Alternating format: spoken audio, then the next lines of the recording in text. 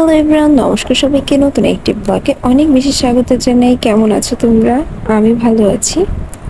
আজকে সকালে কি কি রান্না করলাম সেটাই তোমাদের সাথে একটু শেয়ার করব।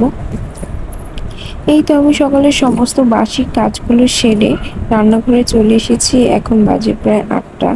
আর আজকে সকালে রুটি করব, রুটি আর আলুর তরকারি। আলুর তরকারিটা আমি বসিয়ে দিয়েছি। আলু কাটতে যতটা না সময় লাগে, আলু তরকারিটা রান্না করতে আরো বেশি কম সময় লাগে। তেলের ভিতরে আর কি পাঁচফোড়ন, কাঁচামরিচ দিয়ে আলুটা ছোট ছোট করে কেটে একটু হলুদ, লবণ, হালকা একটু চিনি, পরিমাণ মতো জল দিয়ে নামিয়ে ফেলবো।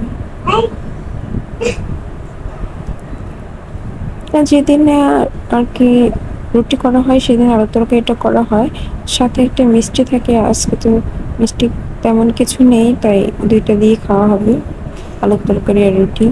আর রুটি করতে যেহেতু অনেকটা সময় লাগে, মামা ওইদিকে ঘুমাচ্ছে, তাই আমি সকাল সকালই কাজগুলো শুরু করলাম।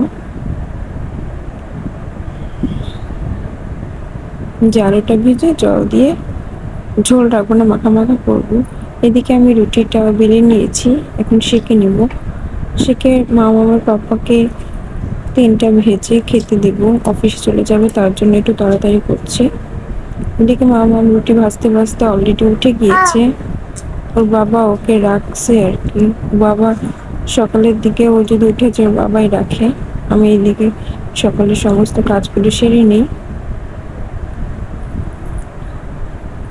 এই তো সকালের খাবার রেডি, রুটি আর আলুর তরকারি। এদিকে আমি মামামের খাবারটাও করে নিয়েছিলাম। উনি বাবাকে দিয়ে দেন, আমি মামামকেও খাইয়ে দিব।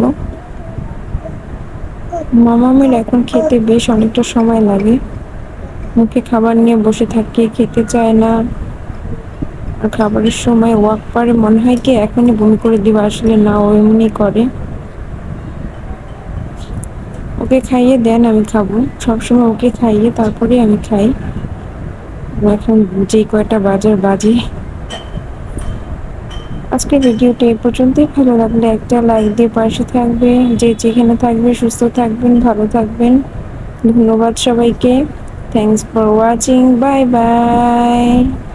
Bye. Bye. Da da da.